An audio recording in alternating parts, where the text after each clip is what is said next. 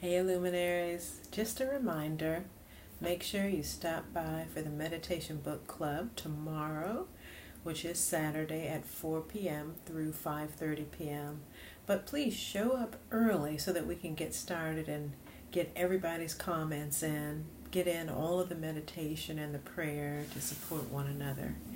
I just want to delightfully share good news today. Working with a smoker.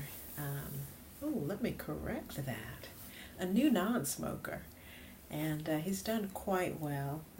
In my Beyond Hypnosis practice, I do a Breathe Easy smoking cessation package of 3 sessions. The first session will focus in on why the individual smokes. The recognition that everything that we do is in an effort to take care of ourselves in some way.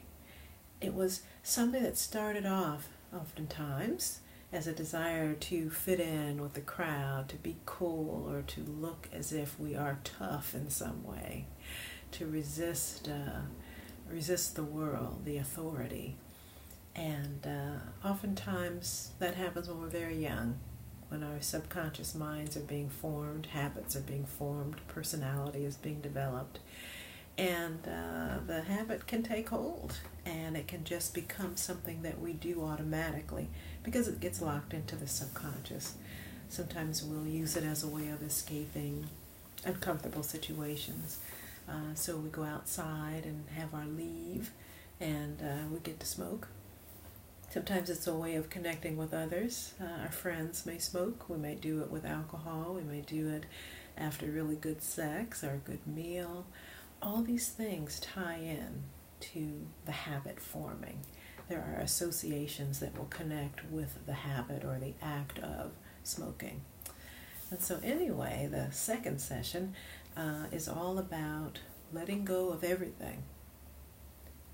Detailing the car, throwing away the cigarettes, cleaning out the ashtrays, paying close attention to our environment and making sure that we're not around anything that could trigger it, and this new development of change where it's still quite fragile.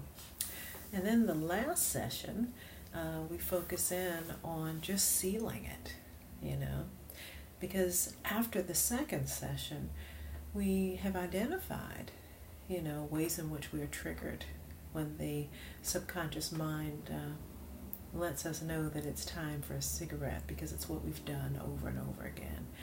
We have developed tools to interrupt that rhythm, if you will.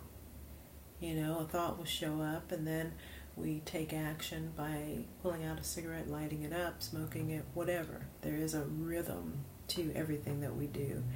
And so by having these tools, we're able to interrupt that rhythm before we go all the way down the road.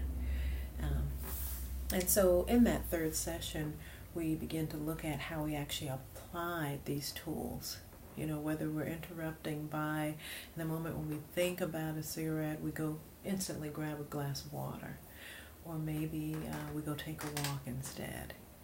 Or maybe we send up a prayer for ourselves and we shift gears so that we can remember, the truth about our being, that we do have a choice in every moment. That we take what is hidden, what is subconscious, and we bring it up to the surface where we can look at it and we can make choices about it. So just wanted to share that with you. I'm super excited about this new client. He's doing so very well. I feel so excited when anyone does well, when anyone actually makes conscious choice to make a change and not just allow something to swallow them up and control their lives. But just good news, wanted to share, and I appreciate everyone watching and listening. Peace and blessings, and see you tomorrow at the Meditation Book Club. Our topic is trust. Ooh, it's a little deeper than you think. All right, see you. Bye.